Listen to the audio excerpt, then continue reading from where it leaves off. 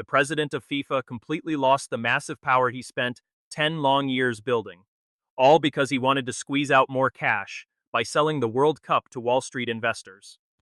Let us look closely at the multi-billion-dollar disaster that FIFA triggered in 2026, just a few short days after the historic World Cup had finally wrapped up. It happened because their president, Gian Infantino, acting like some high-flying financial shark, was determined to squeeze out every single cent he could. He desperately wanted to bring new financial investors into soccer, even though the sport did not even need them. But after making money off absolutely everything during the 2026 tournament, he decided to get creative and came up with the brilliant, shocking idea of flat-out selling it, treating the beautiful game like just another cheap souvenir they were hawking on the streets during the summer of 2026. Believe it or not, this guy was demanding $20 billion, which is roughly 370 billion pesos. That was the insane price tag they placed on the World Cup, and all of this just to sell off a massive chunk to private investors. And no, we are not talking about adding commercials or those ridiculous hydration breaks. This crazy deal could have completely altered how everything works, even right down on the actual field of play. Well, just imagine if one of these wealthy Wall Street investors suddenly decided tomorrow that soccer needed a purple card. Since money talks, they would force that ridiculous rule right into the official game.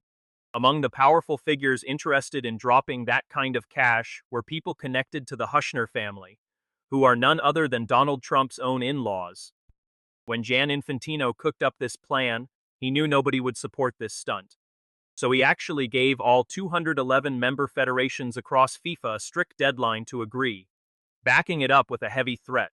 Anyone who refused to sign up was going to lose out on a massive $40 million payment. But in the end, this guy could not even survive 3 days under the pressure because the massive backlash forced him to surrender, leaving him looking completely ridiculous. Now, how did things get so incredibly out of hand? We are looking at a massive scandal that shook the entire global soccer business like never before, where we watch the single most powerful man in the entire sport of soccer, the guy who shakes hands with world leaders and lifts the trophy at every single ceremony, go from celebrating the biggest deal in FIFA history to crawling out in public with his tail between his legs, just to tell everyone to ignore the whole thing and pretend it never happened. But hang on, because we have a highly revealing piece of information that exposes exactly how this entire multi-billion-dollar sport might actually be one of the most corrupt industries on Earth. It turns out that one prominent national soccer federation actually thought Gian Infantino's outrageous sellout plan was not such a bad idea, admitting they were already getting sweet-talked by the promise of easy money. They even claimed they preferred to analyze this entire situation slowly before making their finals decision. And you will absolutely never guess which country's federation did that. But more on that in just a moment. Now make no mistake, this is not just cheap internet gossip from soccer bloggers or dramatic videos on TikTok. We are looking at official statements released directly by the organization itself. In fact, look right here at the official statement from Gian Infantino himself backtracking on his entire plan. He finally realized he had kicked a hornet's nest, and things were about to end very badly indeed. When this massive scandal first broke, countless social media accounts started spreading fake numbers and making wild claims about things that never actually happened. But as you know, you can completely trust the real facts we have assembled for you here. To truly understand the massive scale of this disaster, we first need to look at just how high up this man was standing. This man was sitting right at the very top of the world, quite literally. Gian Infantino took over the presidency of FIFA back in 2016, and he did not just arrive at some random moment.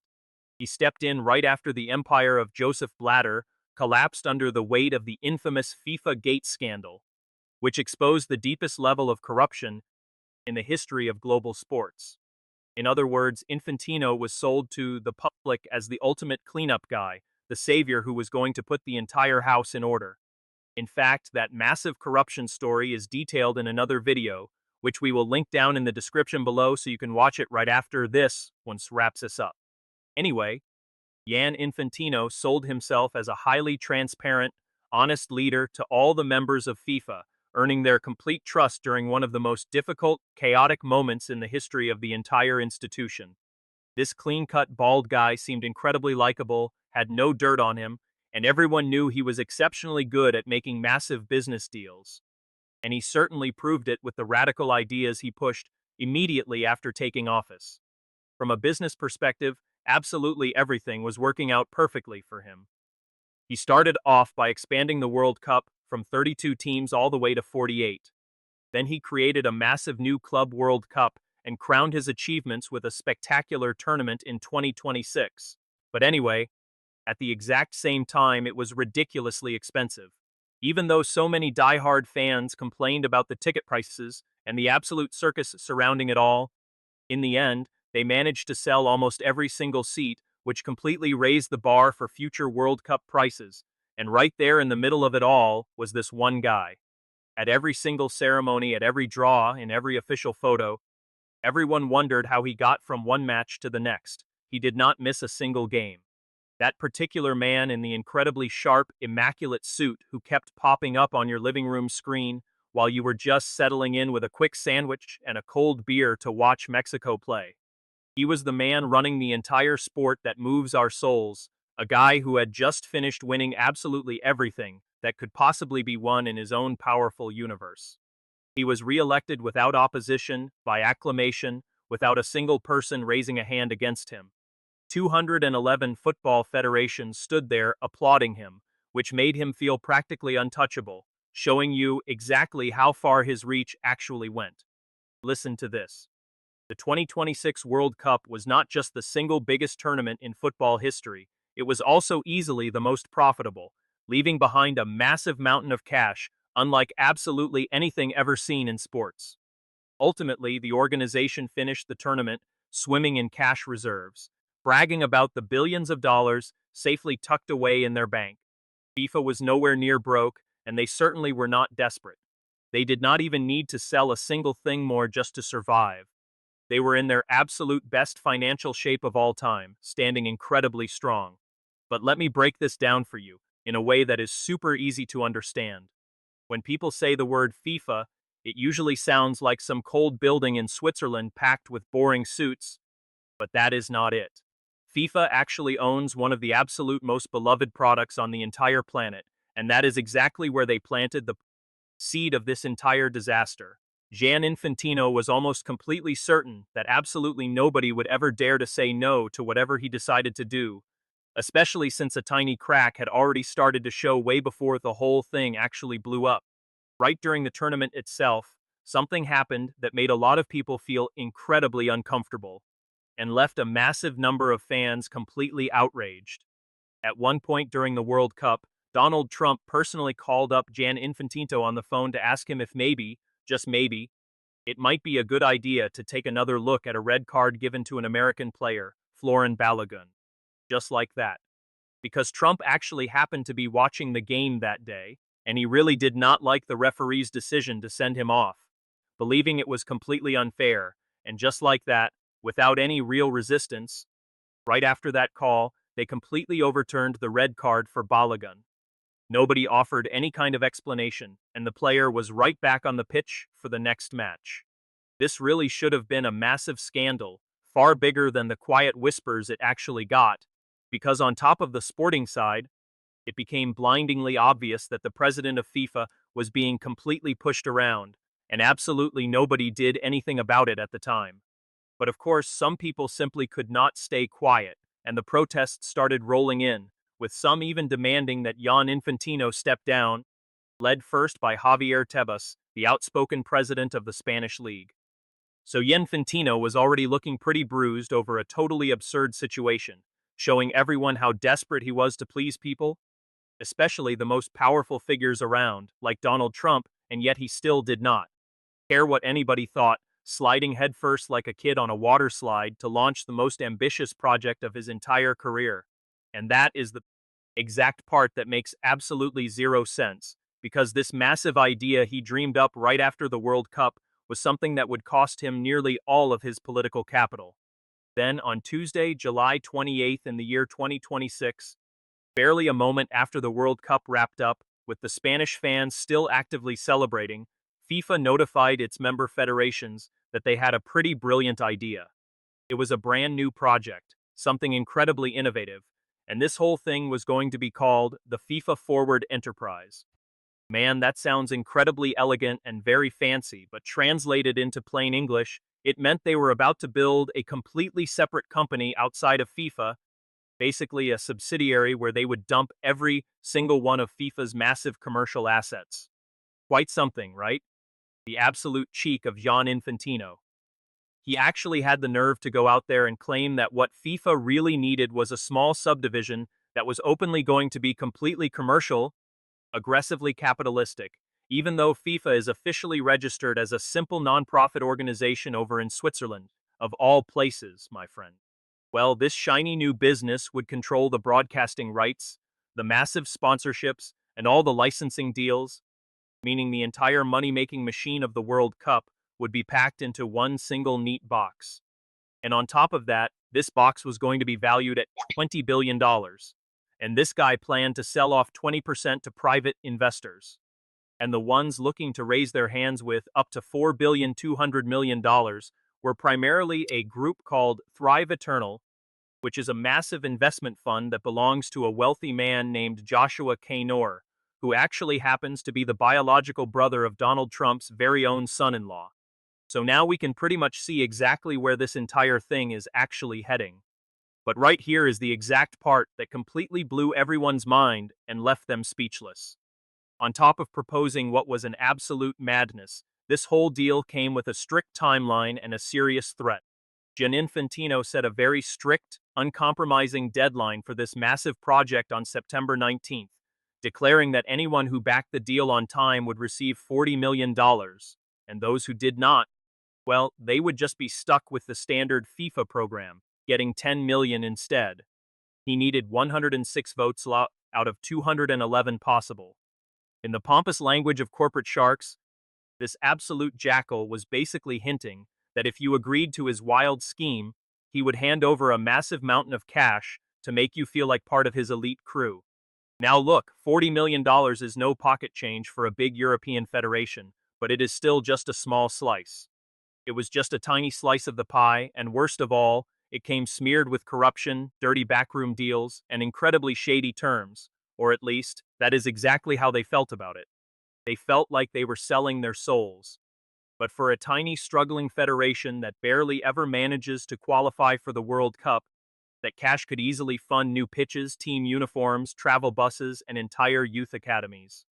So $40 million was literally the difference between having a national sport and having absolutely nothing.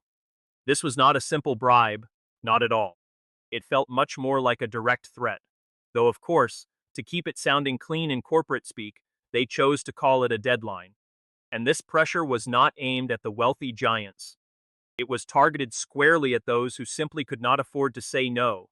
Infantino himself, in all his modesty, described it as a truly unique funding opportunity that would bring massive benefits to the global game. When you think about it, this was like forcing the entire football world to cast a vote on whether they wanted to sell the very house they all lived in. There was a clear threat on the table, a tight 50-day deadline, and absolutely no warning, catching everyone completely off guard. But there was one critical thing this man completely failed to anticipate, and it was the very spark that set the entire dynamite off.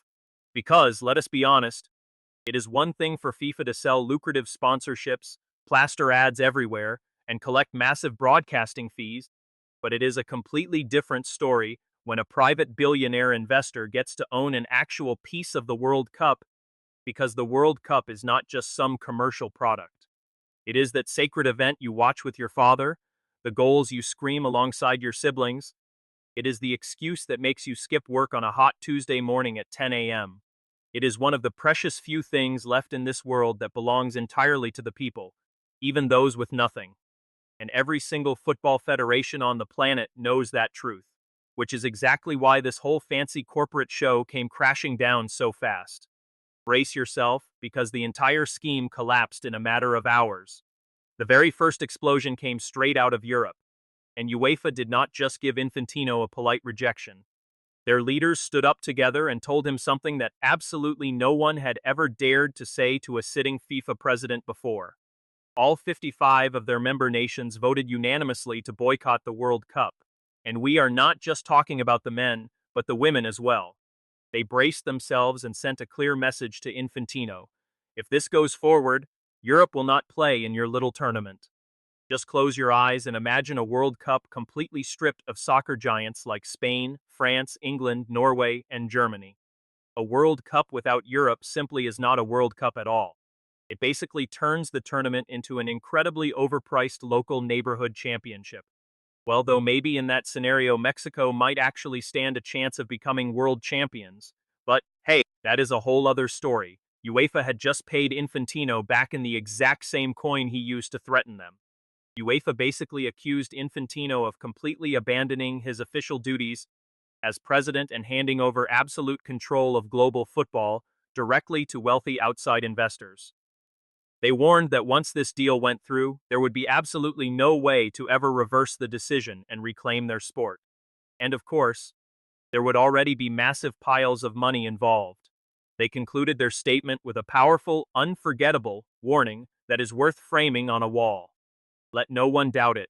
UEFA and its member federations will oppose these plans with absolute determination. But the actual demands they laid out were even more humiliating. After this massive public drama, it was no longer enough for Infantino to simply pause the project or try to quietly walk it back. They demanded that Infantino completely abandon this reckless proposal for good, and they wanted ironclad guarantees that FIFA would never again in their history attempt to secure cash through these shady corporate methods. So, they were not just asking him to take a step back, they were demanding he sign a pledge promising never to try it again. And right after that, other major football regions across the globe started speaking up, echoing the exact same complaints. CONCACAF held a vote of their own, with all 41 of their member federations participating. And the final result? A shocking 41-0. Every single one of them rejected the proposal. And their official complaint was incredibly harsh because it went far beyond the actual financial business. They were deeply offended by how the deal was handled behind closed doors, claiming they only found out about the entire plan through the news media. No official process ever took place. Nobody consulted them, they simply asked why. FIFA could not simply use the massive financial reserves already accumulated from the tournament. Soon after, the Asian Football Confederation joined the fight, arguing that this plan completely lacked any proper legal or financial analysis. To top it all off, the South Americans over at CONMEBOL also officially refused to get involved with the scheme. But then, a single devastating number arrived that completely sealed the fate of the project. And frankly, it was a piece of beautiful mathematical cruelty. To pull off this massive scheme, Infantino absolutely needed 106 votes. But right out of the gate, UEFA and CONCACAF hit him with 96 member nations standing dead against him. And then, once the Asian federations joined the conversation and started turning away, the math just became completely impossible. There was simply no way he could ever hit his target. Because of that, the plan was dead long before a vote could happen. Even the European media tore into him without a single shred of mercy. The Daily Telegraph went as far as publishing that football needed saving from this absolute megalomaniac. Meanwhile, the Daily Express wrote the game was not his to sell. Boom. But hold on, because the situation was about to get much worse. Up to this point, none of those critics were actually in Infantino's inner circle. He was supposed to have a comfortable safety net of close allies who would back him up through thick and thin, but even they abandoned him. On Friday morning, July 31st, Carlos Cordero, his chief advisor, the former president of the United States Soccer Federation, and one of his closest confidants resigned. He made sure everyone knew it was with immediate effect. And he definitely did not go quietly. He slammed the door on his way out and left every single grievance in writing. He stated he could not just stand by while FIFA seriously considered selling off a massive stake in the World Cup, calling it a terrible deal for the member nations. A bad deal for football, and worse for the very game itself. Unbelievable. His own chief advisor, his most trusted ally and right-hand man, actually put those exact words out there. To make things even worse, another top official from his own camp stepped forward. Kevin Lamour, the actual chief operating officer of FIFA, spoke directly to the Associated Press. What he delivered was an absolute death blow. He openly admitted this project was never really a genuine FIFA initiative. The administration itself was never involved in it, and the entire plan was driven by one single individual. Bang. And then came a statement that felt like a direct stab to the heart. He made it clear, if standing up meant losing his job, so be it. He said he would fully understand and respect that choice, but at least he would be able to sleep peacefully at night. Good grief, man, that is heavy. When your chief operating officer says getting fired is the only way he can sleep, you know there is absolutely nothing left worth saving inside that executive office. This same man exposed the toxic environment inside the headquarters, calling the whole place incredibly hostile, full of pure contempt and constant bullying. It was bad.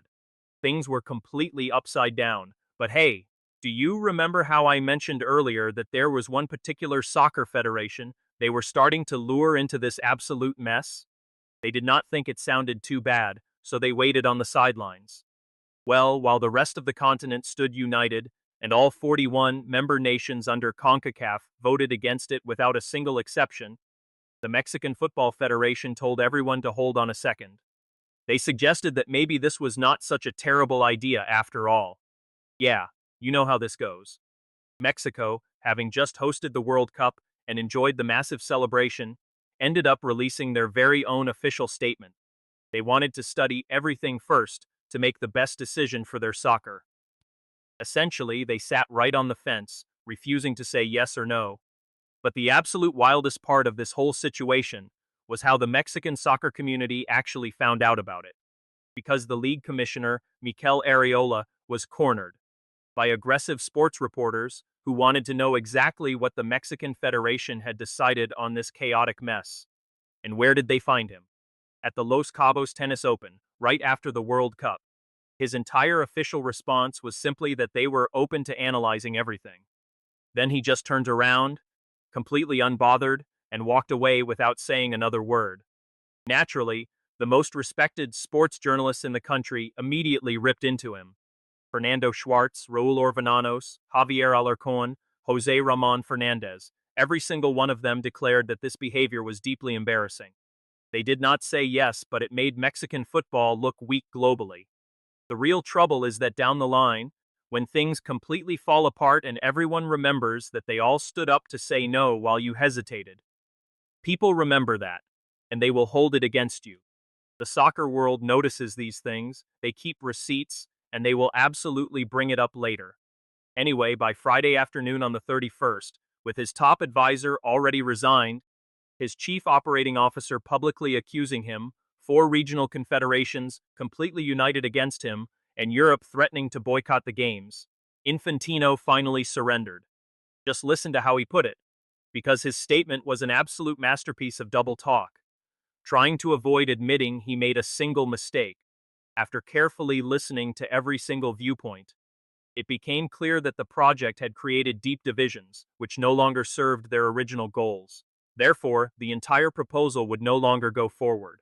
Basically, translated into plain English, it is not that I messed up, it is just that you guys did not grasp the massive business opportunity I was offering you. And of course, this shameless cynic never once admitted he was wrong. Not once. He just threw in the towel and blamed the hostile atmosphere. But here is the single juiciest detail of this entire saga, the exact piece of evidence that exposes the raw reality of the situation. It is about that absolute jackal who tried to bully the football associations with a tight, high-pressure, shark mindset deadline. He told them they only had until September 19th to make their choice, basically trying to corner them. He was giving them 50 days to answer his ridiculous proposal, even promising them an absolute mountain of cash if they climbed on board. But guess what? This exact same arrogant schemer ended up lasting only 3 miserable days before folding like a cheap card table and surrendering. So once the smoke finally cleared from this massive embarrassing train wreck, where did that leave everyone? Well, things got even worse. UEFA was absolutely thrilled that this greedy plan collapsed, but they did not stop there. After all the public noise, they now demanded a full investigation to name and shame every single person who was responsible for this. UEFA even went out of their way to remind Infantino of his famous little catchphrase from 2016. Back when he bragged about being totally transparent, they basically told him something like this. Look here, man, do not touch anything else now. Just leave this massive mess exactly how you made it. We are going to make sure we come after you ourselves, so do not worry. Javier Tebas, the head of the Spanish league, turned the heat up even more. He openly argued that just because this pathetic circus collapsed did not mean football had actually won anything yet. Instead, the real point here was that Infantino had finally shown his true colors, so the next logical step was to throw him out of office, which was absolutely necessary. And from that moment on, the hits just kept on coming for him, especially when you consider that this guy is desperately trying to get re-elected. Crucial European federations that he absolutely needs for that, like England, Wales, Finland, and Greece, have already formally withdrawn all of their support for his upcoming re-election campaign.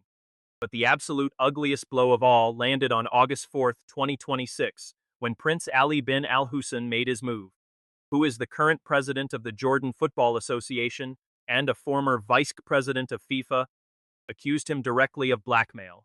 He revealed that during the World Cup, some high-level FIFA officials approached him and explicitly told him that if he backed Infantino with this wild new scheme he was cooking up, it would pay off. It would help his local federation enormously in the long run. He also exposed the scandalous fact that FIFA still has not paid Jordan their rightful prize money for reaching the final of the Arab Cup, all while FIFA kept bragging and showing off about having billions of dollars sitting in their financial reserves. The upcoming FIFA presidential elections are scheduled for March 2027, and this guy is going to need exactly 106 votes if he wants to cling to power for another term. Ironically, that is the exact same number he needed to launch his private company that completely failed to get off the ground.